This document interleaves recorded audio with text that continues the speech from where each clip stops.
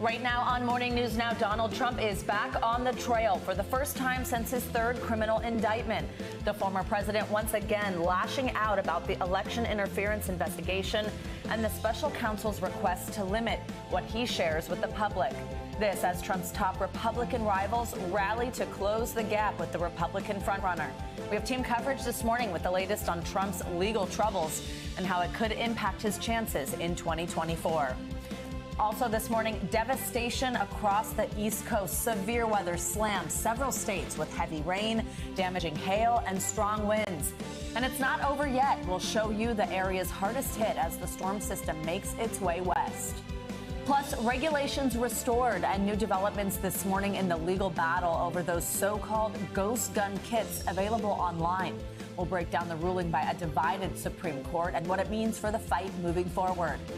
And it's a novel idea, literally. Move over Oprah's book club. Gen Zers are turning to TikTok for their reading recommendations. I'll break down the hype behind Book Talk that's inspiring a new generation of bookworms. This is one of those corners of the internet you'd be happy your kids are hanging out in. Exactly, with fellow book people. Exactly, and it's really actually having a major impact on the publishing industry, so we'll get into that. That's great to see. Looking forward to that. Good morning, I'm Joe Fryer. And I'm Savannah Sellers. Thanks very much for being here. We begin this morning with former President Donald Trump's return to the campaign trail after the latest federal indictment against him. Trump appeared at a rally in New Hampshire yesterday, and he used his speech to criticize all of the criminal charges against him. Now, he has denied any wrongdoing in all of those cases. In one of the cases, the federal election interference probe, prosecutors requested a protective order that would prevent Trump from disclosing evidence that's shared with his defense team. The judge in that case has scheduled a hearing on that issue for Friday. NBC News correspondent Vaughn Hilliard is with us now for more on all this. Vaughn, good morning. So Trump had a lot to say about the election interference case during his New Hampshire rally yesterday. Talk about this, the protective order. What's he saying? First of all, let's listen actually to what he had to say. Sorry. Let's do it. They take away your rights on First Amendment. Now they sue because so now I have one of these lunatic reporters back there saying, "Sir would like to talk to you about your case." Or, "I'm sorry, I'm not allowed to talk about it." Somehow that's not good for votes. Do you agree? When we say I can't talk, I will talk about it. I will. They're not taking away my First Amendment right. All right, so to be clear, prosecutors not trying to stop him from talking about the case at all, but they don't want him to talk about some of the evidence that's going to be given to his team, right? Right. Well, you just heard him say, "I will talk about it." Essentially, Donald Trump just said from that campaign stage yesterday that he will defy any protective order that a judge issues against him. The reason for protective orders, number one, these are normal, pretty normal in criminal proceedings here for a defendant. And this is so that during what is called the discovery process, ahead of the trial, the defense team for Donald Trump is able to receive the evidence that has been gathered by the Department of Justice that they plan to present in front of a jury. And this is so that Donald Trump has the benefit of being able to build a case to defend himself and that there are no surprises come the day that the jury hears their testimony. But we are waiting here. On Friday is now the date in which we expect that a judge will determine the extent to which Donald Trump is able to publicly talk about the evidence that he receives. He wants to be able to talk about anything. He says he's going to do just that, but there may be judge-issued orders to try to prevent him from revealing everything that he knows. So, Vaughn, we saw that members of the grand jury were back in court. This is the group of people that voted to indict President Trump on these election interference charges. Does that mean this investigation is still ongoing? Are there still more witnesses? What's Absolutely. going on? It's not done yet here. That grand jury met for about a half a day yesterday. We do not know if they heard from any witnesses. We don't even know if there are targets of their investigation. You'll go back to the classified documents case. There was actually that superseding indictment. Donald Trump was charged once, and then a couple of weeks later, there were some more charges that were levied against him by the grand jury. That could be a situation that we're looking at here. Or there could be, in that indictment last week, there were 6 co-conspirators that were identified as part of the charges against Donald Trump. We don't know who those 6 co-conspirators are, but they could potentially be charged at some point. So because it's a secret, the grand jury proceedings, we don't know what they're up to. All we know is that they're up to something related to the very investigation that led to the charges against Donald Trump. Let's talk about another investigation. That's the Georgia elections probe. We know Trump took aim yesterday at the DA there, Fani Willis, during his comments. Came one day after we saw security strengthened around the courthouse there. Do we think we're going to see a decision in that case soon? For everybody, for the American audience, to be very clear, my notes are also very scattered here as we try to keep track of all these proceedings that are ongoing. But there is the reality, and Donald Trump even predicted it himself last night on that stage, that a fourth indictment is coming within the next week. And that is in Fulton County, Georgia, and the alleged efforts of Donald Trump and allies to overturn his election loss in Georgia in 2020.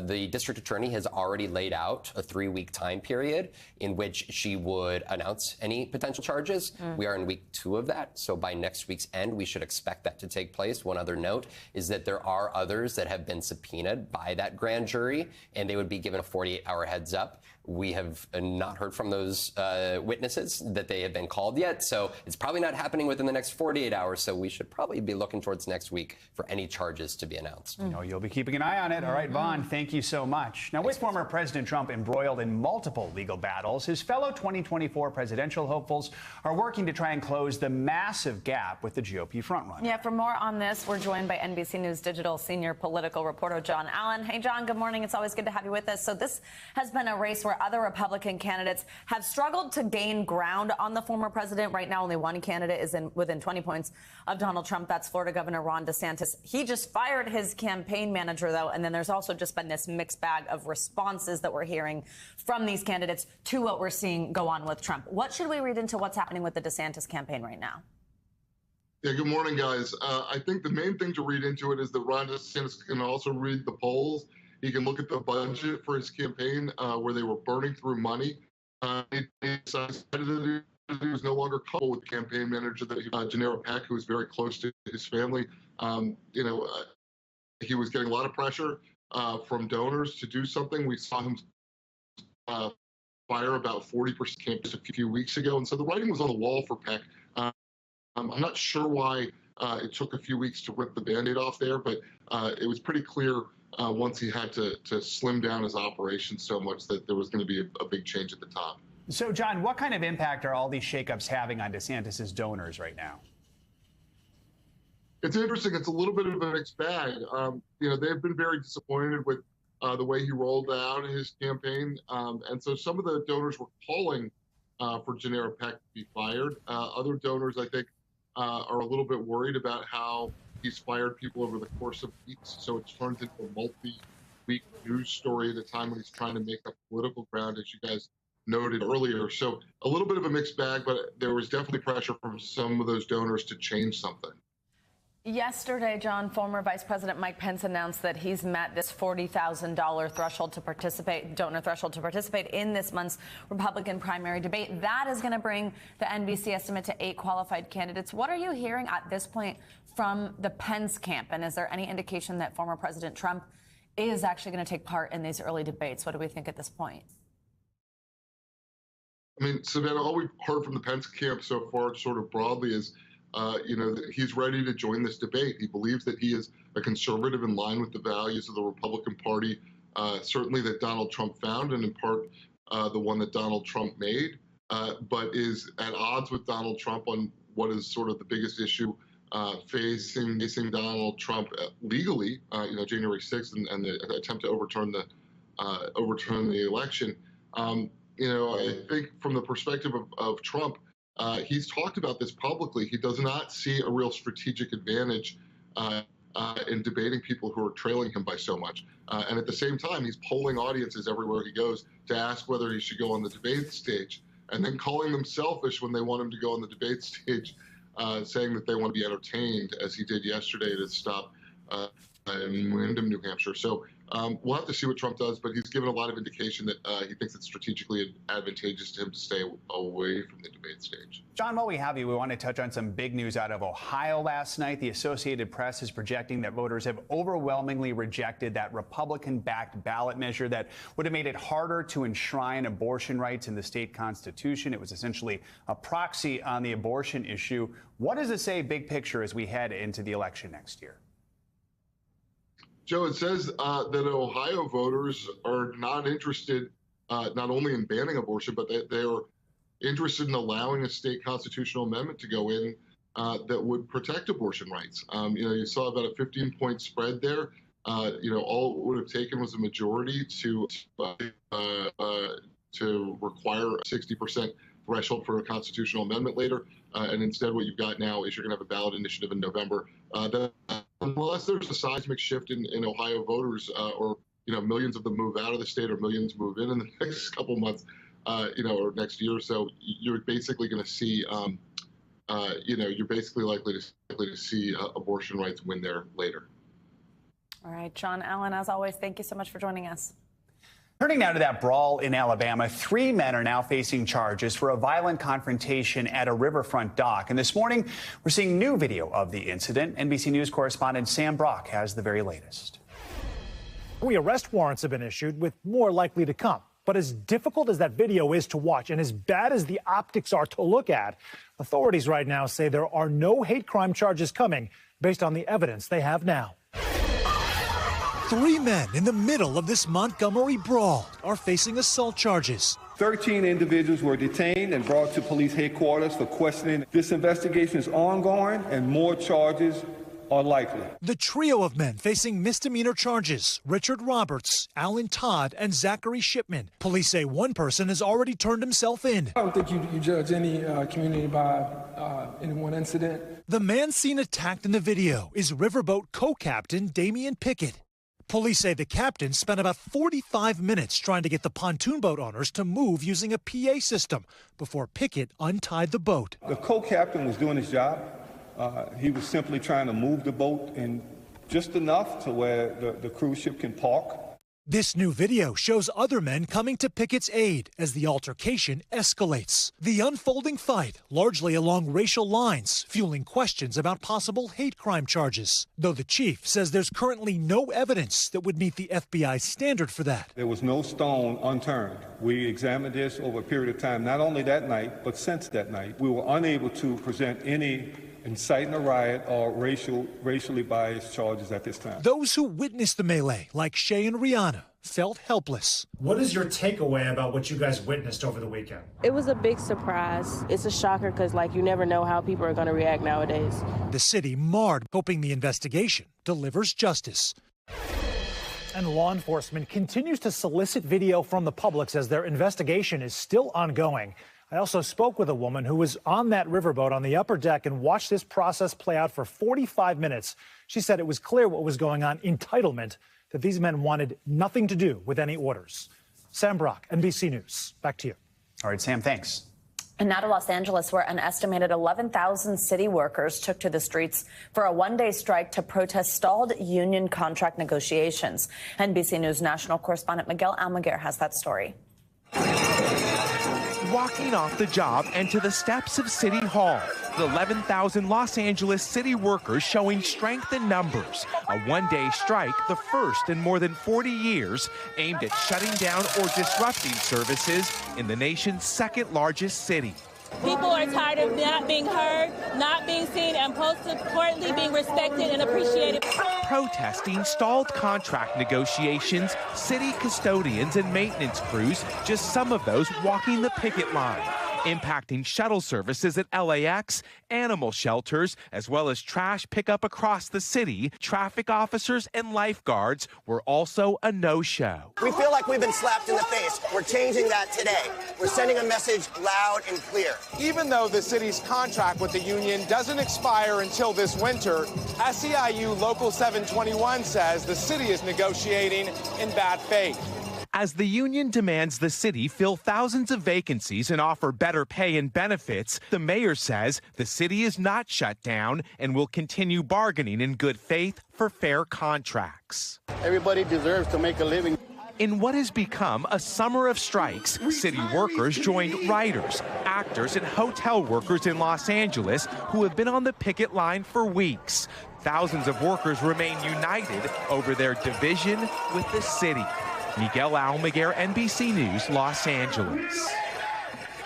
This morning, the cleanup is underway along the East Coast after a line of strong storms blew through, and more severe weather is possible today. In Massachusetts, the National Weather Service confirmed 2 tornadoes touched down there yesterday in the southeast part of the state. Thousands of people were left without power, and in other parts of the state, heavy rains from that storm left cars stranded in the floodwaters. In Pennsylvania, they're cleaning up after a tornado touched down in Allentown on Monday. That led to widespread power outages. And this funnel cloud we're about to show show you was caught on camera in Colorado. The northeastern part of the state was hit hard by severe thunderstorms yesterday.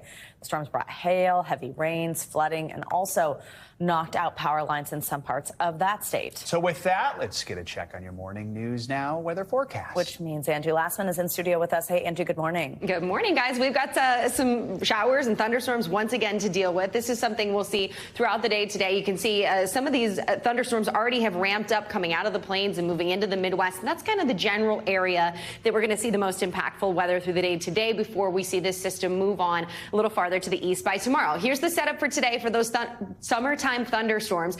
Places St. Louis, Cincinnati, stretching down to Memphis could see some of these stronger storms, but really Kansas to Tennessee is where we'll look for the bullseye for the strongest of those, potentially becoming severe. By the time we get into tomorrow, the mid-Atlantic and the Northeast will get in on this action, and we could see some of those slow-moving storms lead to some flooding concerns as well. Let's talk about that severe threat, though. This is the bullseye for the day today. Paducah, Springfield, Fayetteville, Memphis, Nashville, all included in that area with the greatest chance to see some of the strongest of the storms. Wind gusts will be up to 60 miles per hour for 20 million people. We could see the potential for hail up to an inch, and we, of course, can't rule out some of these tornadoes associated with these thunderstorms. Little Rock, St. Louis, Indianapolis, Lexington all need to be on guard into the afternoon hours for the potential for us to see some of those storms developing, but that could even last into our evening hours and overnight as well. And on top of that, we've got more rainfall. And remember, this is already pretty saturated grounds. We've seen multiple rounds of these summertime storms working through. And of course, it's good for the grass, but we've got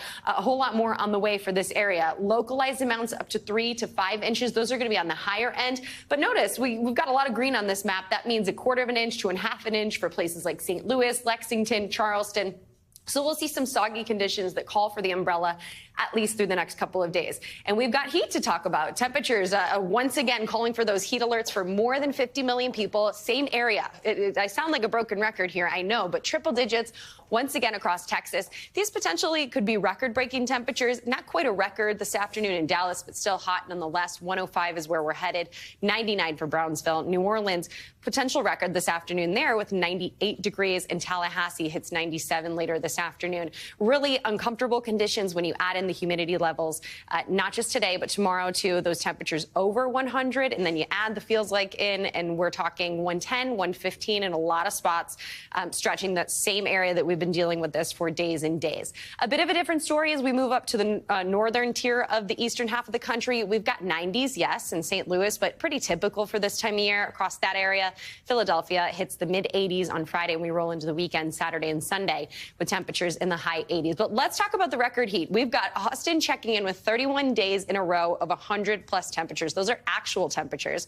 New Orleans could see record-breaking temperatures over the next 5 days. It'll be a long haul for them with this. And then Tampa, same kind of story, the next 4 out of 5 days, so not much better there. Miami has had 2 consecutive days with heat index values over 109 degrees. So unprecedented heat across much of this area, and something that we don't really see coming to an end anytime soon, guys. I'm starting to feel weather guilt. We have fine temperatures what here. About me? I know. Thank you, Angie. Don't feel guilty. Thanks, Angie. All right, if you live in Florida, you might want to check your Mega Millions ticket this morning if you bought one. That's because one lucky winner from the Sunshine State hit the record-breaking jackpot of nearly $1.6 billion. For all the players out there, here they are. The winning Mega Millions numbers: 32, 19, 13, 33, and 20, with a gold mega ball of 14. Well, the winner has the option of walking away with a lump sum of cash at $783 million, or being paid through an annuity over the next 30 years. The jackpot has been steadily climbing over the last 4 months. The last time someone hit the lotto was back on April 18th, and that was for a grand prize of $20 million. Pales in comparison to this.